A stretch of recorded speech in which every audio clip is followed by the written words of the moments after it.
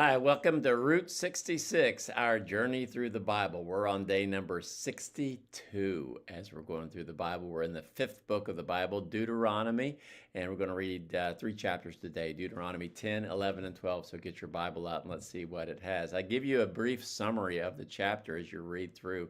But these are good chapters. These are wonderful chapters. And Moses is reiterating, reminding the people what they're supposed to do. And how it's important. Deuteronomy chapter 10, Moses explains how God showed kindness by giving them his law and protecting them. God's law is going to protect them from some of the evil influences out there. He tells them to love God with all their heart and treat others fairly. Yeah.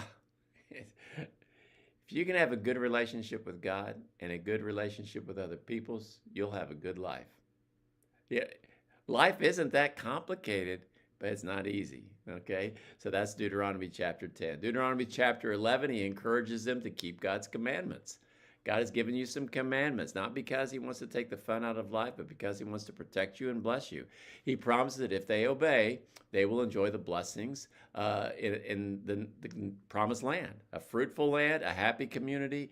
You do what God says and he blesses you. You disobey God and you're going to get yourself in trouble. Deuteronomy chapter 12, Moses instructs them on how to worship God properly. He warns them not to get into the idolatrous practices. They're going to go into, and they came out of Egypt, and they're going to go into some areas where people are worshiping their God certain ways, and they're going to want to take some of these practices to worship God. And he says, don't do it. You worship God the way he wants to be worshiped, and worship where he wants, how he wants, and the way he wants. Worship is important. It's not only important who you worship, but how you worship. So here's some lessons that we can learn. And I think we're going to probably have this almost every time. Love God with all your heart. We are commanded, we are called, and it is obvious, but we don't always do it, to love God completely with everything about us. Heart, soul, mind, and strength. Body, emotions, and actions.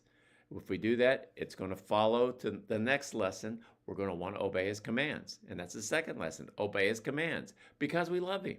When you love somebody, you want to do what they say, but obey God's commands. Keeping God's commands creates a safe and blessed environment.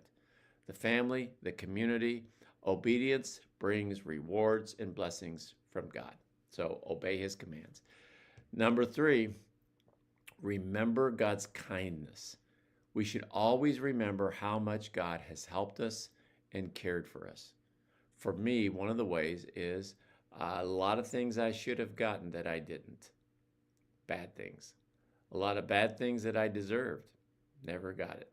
God has been way more kind to me than I deserved. And that kind of a gratitude motivates me to live the way he wants me to live. God has been so good to me. I want to be good for him.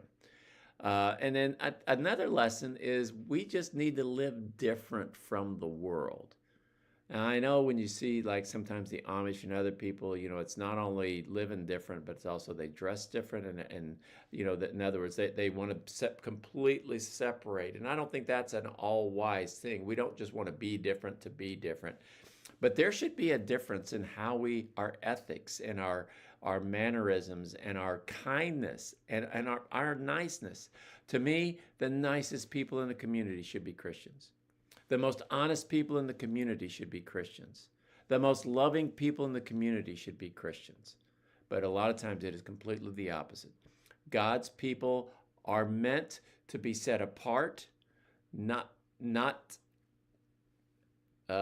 space-wise, not physical separateness necessarily, but because we're obeying him, we love him. So live different from the world. I don't want to say you're going to be better, but live like you're a follower of God. So it's kind of neat things. So get some lessons, good lessons in this one. So enjoy reading your Bible today. God bless.